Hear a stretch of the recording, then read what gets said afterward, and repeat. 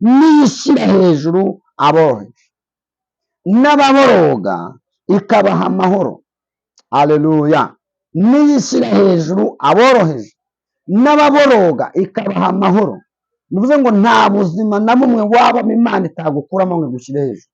Nta mubabaro n'umwe wabamo Imana itagukuramo ngo iguhe amahoro. Ageze hepfo avuga ijambo ryiza, avuga ngo yica imigambi y'icakura. Shimira Imana, yica imigambi y'icakura kugira ngo zidasoza imirimo yabo. nakubwiye ngo iyo Imana itaragutabara buri wese akubonamo ubujiji, yakubonamo inzanga, yakubona ko uzapfura imbwa, yakubona ko uzapfa usaze, yakubona ko buri wese afite uko gufata. Bene data, nshuti za televiziyo Jambo Yesu TV, abadukurikira mwese turabashuhuje mu izina ry'Umwami Yesu. Amazina ni Namujinya Emmanuel, musanzwe muganira mukasangizwa ku ijambo ryiza ry'Imana, tugafatanya gusenga, tukagirana ibihe byiza. Shimiye abankurikirana bari gucana kuri televiziyo, shimiye abo tuganira, shimiye abamamagara, shimiye n'abandi bose nk'uko duherukana tuganira ku ijambo ry'intumbi n'iki. Hari abantu benshi bamamagaye, ndabashimiye bifuzaga gusobanukirwa. Reka tubanze dusenge Imana. Mwami Yesu, turagushimiye, izina ryawe nirihabwe icyubahiro, kandi ubwami bwawe buze, ibyo ushaka kibaho mu isi nk'uko kiba mu ijuru. Tugushimiye ku byo wifuje ko uyu munsi bibaho, kandi umuntu wese ufite ikibazo abonera igisubizo mu ijambo ryawe mu izina rya Yesu, amen. Nishimiye kongera kubasuhuza mu izina rya Yesu. Abo tutari duherukanye, nari maze iminsi mu butumwa bw'Imana muri Zambia, naganiriye nahuye n'abaho, ariko ndagarutse hano kugira ngo nongere mbasuhuze mu izina ry'Umwami wacu. Rero ndabashuhuje, Imana ibahe umugisha mu izina rya Yesu, kandi ibagure abari Zimbabwe, abari Zambia, Mozambique, abari Nairobi Kenya, abari Tanzania, mwese abari mu Bubiligi, abari muri Amerika mukurikirana iyi channel, Imana ibahe umugisha mwinshi kandi ikomeze kubagura mu izina rya Yesu. Tumaze iminsi tutabonana, ariko murambura amaboko duhoberane, inshuti zanjye mwese, kandi nongeye kubasuhuza. Reka dusome igitabo cya Yobu. Igitabo cya Yobu, ibice byaho ni 5, turasoma umurongo waho wa 11. Igitabo cya Yobu ibice 5 umurongo wa 11, aravuze ngo niyishyira hejuru aboroheje, n'ababoroga ibashyira mu mahoro, yica imigambi y'icakura kugira ngo amaboko yazo adasoza imirimo yazo. Umurongo waho wa 19 aravuze ngo izakurokora ibyago 6 ndetse 7, kandi nta kibi kizakuzaho.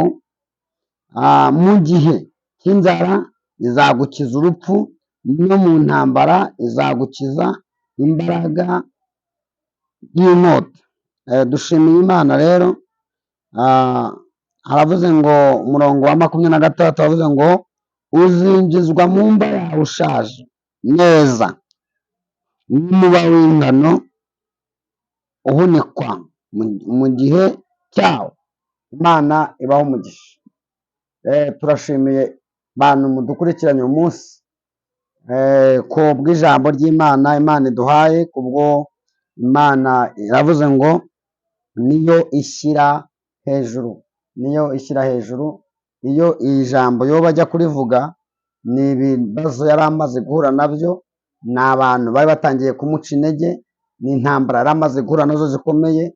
Ubwo yari ahoze ari umutunzi, afite ibintu byinshi, afite ubushobozi, yibashije, afite ibyarya, afite ibyanywa, afite abana, afite abakazana, afite abuzukuru, ngo umunsi umwe yumva inkuru itari nziza iziye rimwe, nk'uko nawe hari inkuru wumvise zitari nziza, nk'uko nawe hari abantu bazanye amakuru atari meza, nk'uko hari ibyago byakubayeho. Yumva inkuru imutunguye, ahantu yari afite intama bazitwaye, ingamiya bafite abaziribase, abana bari mu birori bapfiriye rimwe, n'abakazana n'abuzukuru, nta muntu asigaranye, n'inka ze bazitwaye. Izo nkuru zose azumvira rimwe, noneho ngo abura igisubizo asubiza, aravuga ngo Uwiteka niwe wari warabimpaye, none ni nawe ubyishubije. Akomeje ubwo buzima abubamo igihe kirekire, agira uwaje kumusanganira mu nshuti ze ariwe wakamuhumurije witwa Elifazi, niwe wari kumuhumuriza, niwe wari kumufasha, niwe wari kubana nawe. Uyu munsi dufite inshuti tuhurira kuri tere nk'inshuti, ariko iyo tumaze kuva mu buzima twarimo zigahita ntumenye ko wigeze ubonana nazo. Nk'ubu nkanjye ngira inshuti nyinshi cyane, ariko dufite aho duhurira zikampobera cyane, ariko zitamenyanuye, nomero zanjye utazibona, mbega batafite nomero nyine bazambona bahuye ahantu tujya duhurira. Rero uyu munsi izo nshuti zibaho, ariko na Elifazi yaraje atangira kumwereka ko ari we wabiteye. Hari igihe uba mu kibazo umuryango wakwereka ko ari we wabiteye, inshuti zigakwereka ko ari we wabiteye, abavandimwe niwe wabiteye, mbega no ku kazi niwe wabiteye, ukabura ahantu namwe wahungira, ukabura umuntu wakuvuganira, ukabura uwakuvugisha kubera ko ari wowe wabiteye. Arabasubiza rero mu bice 5 umurongo wa 11 aravuga ngo niyishyira hejuru aboroheje n'ababoroga ikabaha amahoro. Haleluya! Niyishyira hejuru aboroheje n'ababoroga ikabaha amahoro. Bivuze ngo nta buzima na bumwe wabamo Imana itagukuramo ngo igushyire hejuru. Nta mubabaro n'umwe wabamo Imana itagukuramo ngo iguhe amahoro. Ageze hepfo avuga ijambo ryiza, avuga ngo yica imigambi y'icakura. Shimira Imana, yica imigambi y'icakura kugira ngo zidasoza imirimo yazo. Dawidi niwe yabivuze neza mu bice 41, aravuga ngo iki nicyo kishimisha kimenyesha yuko Uwiteka anyishimira, nuko umwanzi wanjye atavugiriza impundu kunesha. Niyo mpamvu Yobu navuze ngo yica imigambi y'icakura. Bivuze ngo icakura zibaho, abantu b'icakura babaho. Icakura turabana, icakura tugasangira, icakura tukagendana. Umuntu arimo akubara ashaka ikintu azagukorera kibi, ariko yo ngo yica imigambi. Ndanezerewe cyane. Pawulo agiye kuvuga ijambo rikomeye, aravuga ngo nyamara twe dufatanira ibitekerezwa mu mitima tukabiha Kristo. Hari igihe ugendana n'umuntu akakugiraho imigambi mibi, ariko kuko uri umukirisitu ugafatanira ibitekerezwa mu mitima ukabiha Kristo, Kristo akajya ahora agutabara. Nagusaba ngo ushake uburyo ugira imbaraga zo kujya ufatanira kugira ngo icakura zidasoza imigambi yawe. Ndagushimiye Imana wowe wumvise iryo jambo, Imana iguhe umugisha. Ageze igira avuga ngo izakurokora ibyago 6 ndetse 7. Bivuze ngo ntabwo Imana yacu igirambirwa kuturokora. Icyago cya mbere izakikurokora, cya kabiri izakikurokora, cya gatatu izakikurokora, kugeza igihe uzinjira mu mva yawe, kuko yavuze ngo uzajya mu mva ushaje. Niko 26 wavuze. Hari ibintu byinshi byashatse kutwica, ariko we nagutangarizaga wowe urwaye, wowe ubabaye, uri mu gahinda, wowe ufite umubabaro, wowe ufite ubukene, wowe ufite uburwayi buri ku gisasiro, wowe ufite uburwayi ngendana nazo. Imana ivuganye nawe ngo izakurokora ibyago 6 ndetse 7, kandi uzajya mu mva yawe ushaje umeze nk'umuba w'ingano. Haleluya! Imana iragusaba kwizera gusa, kwizera gusa. Nusoma igitabo cya Yohana, urwandiko rwa mbere rwa Yohana ibice 5 umurongo waho wa 4, haravuga ngo kuko icyabyawe n'Imana cyose kinesha isi. Nta kundi kunesha kwanesheje isi ngo ni ukwizera kwacu. Ninde uzanesha isi ngo ni uwizeye ko Yesu ari umwana w'Imana. Rero wowe kuva warabyawe n'Imana, wowe kuva uri umukirisitu, izakurokora ibyago 6 ndetse 7. Naguhaga itangazo rivuga ngo Imana yiteguye kukurokora itarambirwa. Ahubwo wowe gumamo neza, wikwita ku ndwara, wikwita ku barozi, wikwita ku mbaraga zikurwanya, wikwita ku bintu byaguteye, wikwita ku ntambara uhura nazo, ahubwo niwite ku ijambo rivuga ngo Imana yanjye izandokora. Haleluya! Pawulo nawe yavuze ku ijambo rimwe, aravuga ngo yaturokoye urupfu rukomeye, na n'ubu iracyaturokora. Ibyo rero bituma Imana nkomeza kuyigirira icyizere. Reka dusenge Imana. We wumvaga hari intege wacitse, wumvaga hari ahantu warambiwe, wumvaga hari ubuzima urimo butari bwiza, naguhaga itangazo ngo ikomeje kukurokora, kandi yisha imigambi y'icakura mu kazi kawe, yisha imigambi y'icakura aho utuye, aho washatse, aho uvuka. Imana yishe imigambi icakura kuba kugambanira mu bikorwa byawe byose. Uyu munsi wumva itangazo bivuga ngo yishe imigambi y'icakura. Imana ibahe umugisha rero. Nari maze iminsi ndi mu gihugu cya Zambia, muri Lusaka mu mujyi mukuru waho wa Zambia, ariko mbere yo kujyayo nabanje kuba ndi muri Arusha, mba Arusha njya Mbeya, mba Mbeya njya Tunduma, ariho namaze iminsi itari mike ingana n'ukwezi. Ngeze Zambia mamara amezi 6, ariko Imana ibana nanjye irangarura, kuko nari ngiye mu butumwa Yesu yabwiye abigishwa, aravuga ngo mugende mu bihugu byose mwigisha abaremwe bose, abemera babatizwe bazakizwa, ariko ngo utizera azacirwaho n'urubanza, cyangwa utizera azacirwaho iteka.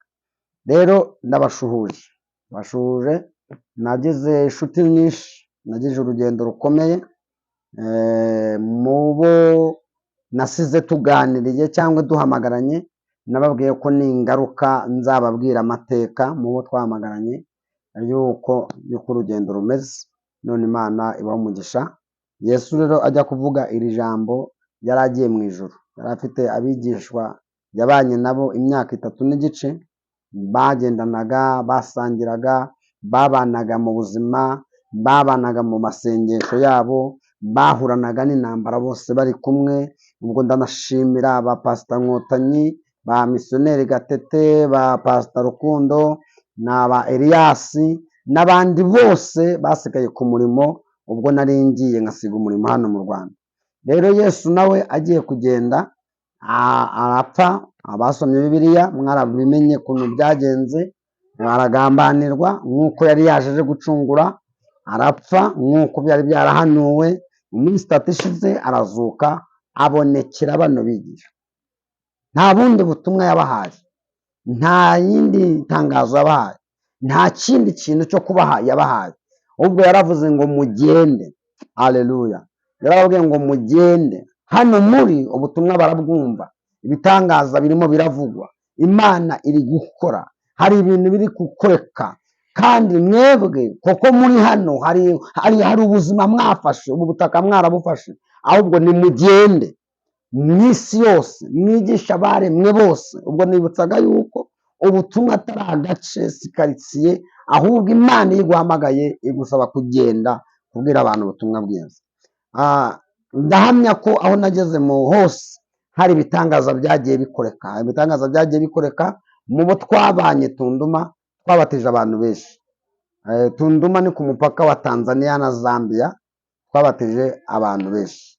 Lusaka ho barabizi, Imana yakoze ibitangaza. Hari abantu benshi bakize uburwayi, hari abantu benshi babonye umugisha, hari ababatijwe Lusaka mu itorero ryitwa Sure. Hari ibintu byinshi Imana yakoze. Niho narindi n'andi matorero yose akikije aho ngaho najya gasura. Hari n'ishuri ryahatangijwe ry'abamisiyoneri. Ubwo Imana ikomeze kutwagura mu izina rya Yesu. Rero bya Lusaka, ibyo umwe muri mwe yasabye by'uko namubwira ko urugendo rwagenze. Navuye hano ngera Tanzania nk'uko bisanzwe, ndarusha mpura nabo twari guhura nabo abakozi b'Imana, turaganira. Mbayo ngera Tunduma, mpura nabo turaganira. Hari ishuri ry'abamisiyoneri riri Mbeya, naryo ndarisura.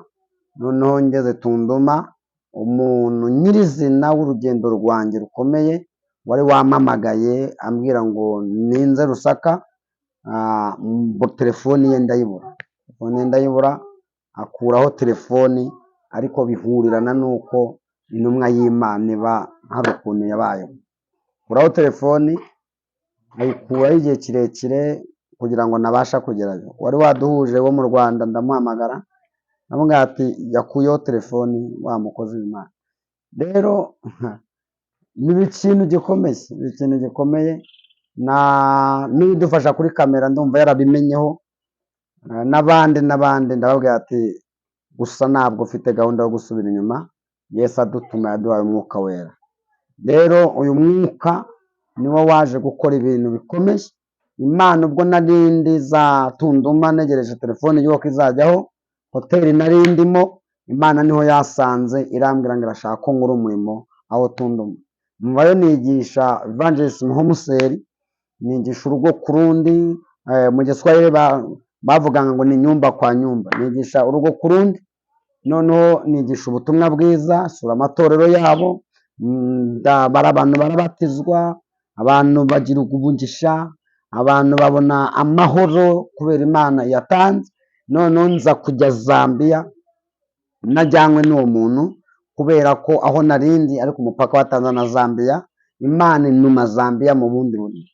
Ngerayo rero mpura nabo turaganira, mamara amezi 6 n'iminsi igera muri 3 ngaruka mu Rwanda, Imana imaze gukora ibintu bikomeye cyane. Mu icamake rero nageze inshuti nyinshi, nabanye n'abantu benshi, nahusuye amatorero menshi, na Imana yaduhaye w'ishuri ry'abamisiyoneri rihugura, ritreninga, ritoza abantu kuba intumwa. Ubwo Imana ikomeza kubana natwe. Ku bwa misiyo yanjye nahawe n'Umwami Yesu ivuga ngo mugende mwigisha abaremwe bose. Rero wowe muvugabutumwa wahamagawe, wewe mupasiteri, wowe munyamasengesho, wowe muririmbyi, Umwami Yesu arashaka kuhaguruka ukagenda ukigisha abaremwe bose. Ntabwo uri umunyedini, ntabwo uri uwo mu rusengero, ntabwo uri uwo kuba mu rusengero. Mu rusengero urahaba ariko ugahaguruka ukagenda. Na Yesu yabaga hano agahaguruka akagenda, n'intumwa ze zabaga hano zigahaguruka zikagenda. Rero wowe genda wigisha abaremwe bose. Kirazira ko Imana izabura igihembo iguhemba igihe izaba yagutwaye kuri wa munsi Imana yaguhamagaye. Yaravuze mu gitabo cya Daniel ngo uzahindura benshi gukiranuka iwazaka nk'inyenyeri.